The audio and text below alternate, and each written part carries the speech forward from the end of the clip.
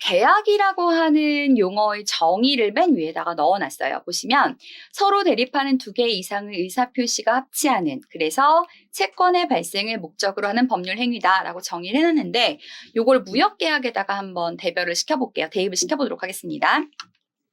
셀러는 물건을 팔고자 합니다. 바이어는 물건을 사고자 하죠. 그러다 보니까 이 두 가지 종류의 서로 다른 의사표시가 있고요.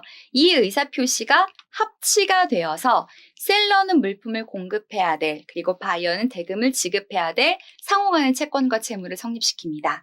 그렇기 때문에 물품을 매개체로 국제거래에 대한 상호의사 합치, 이 부분들이 우리가 흔히 얘기하는 무역계약이다라고 정의를 해볼 수가 있겠네요. 그러면 무역계약은 어떻게 성립되는지에 대한 내용들을 한번 살펴볼게요. 우리가 지난번에 한번 살펴봤던 것처럼 무역계약은요, 준비, 성립, 이행, 종결의 순서로 정리가 됩니다. 그러면 여기서 우리가 얘기하는 무역계약의 체결이라고 하는 거는 계약을 준비하고 성립시키는 이 일련의 덩어리의 묶음을 무역계약의 체결이라고 볼 수가 있을 것 같아요.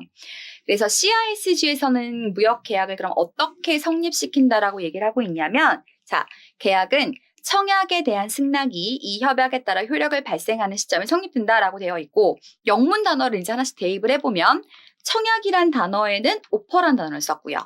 승낙이란 단어에는 acceptance란 단어를 썼습니다. 사실 청약이 더 어려워요. 오퍼가 더 쉬워요. 무슨 얘기냐면 내가 거래하고자 하는 내용과 내가 거래하고자 하는 조건을 상대방에게 제공하는 게 오퍼이고, 그 오퍼를 청약이라고 한국말로는 번역을 해놓은 겁니다. 물론 어떤 게 실질적인 오퍼냐라고 하는 부분들은 CISG에서 조금 더 디테일하게 규정을 하고 있거든요. 어떤 내용들을 규정을 하고 있냐면, 자, 오퍼라고 하는 거는 네가 승낙하면 나는 계약을 체결할 거야 라고 하는 확정적인 계약에 대한 의사표시다 라고 얘기를 하는 게 먼저 등장을 하고요.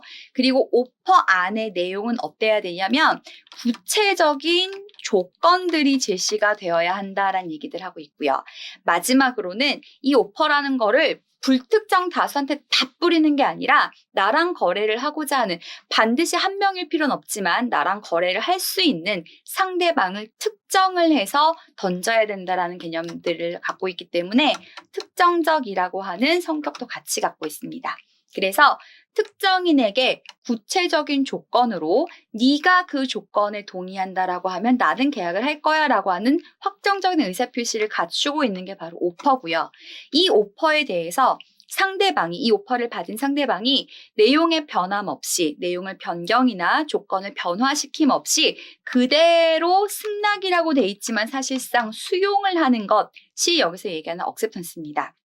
그러다 보니까 내가 의사를 던졌을 때 상대방이 그거를 그대로 다 테이킹하지 않고 일부의 그 조건들을 변경한다라고 하면 그건 승낙이 아니겠죠. 그건 바로 내가 던진 오퍼에 대한 카운터 오퍼가 되는 거고요. 그 카운터 오퍼라고 하는 거는 승낙이 아니라 내가 던진 오퍼에 대한 반대이고 또 다른 그 청약을 발생시키는 개념이기 때문에 사실 계약을 만드는, 계약을 합의시키고 계약을 성립시키는 그 청약은 사실상 최종 청약이어야 하고요. 거기에 대한 무조건적 승낙이 있다라고 하면 이 무조건적 승낙이 CISG 협약에 의해서 상대방에게 도달하는 시점에 유효하게 효력을 발생시키고 그때부터 계약이 유효하게 성립하는 것으로 보면 됩니다.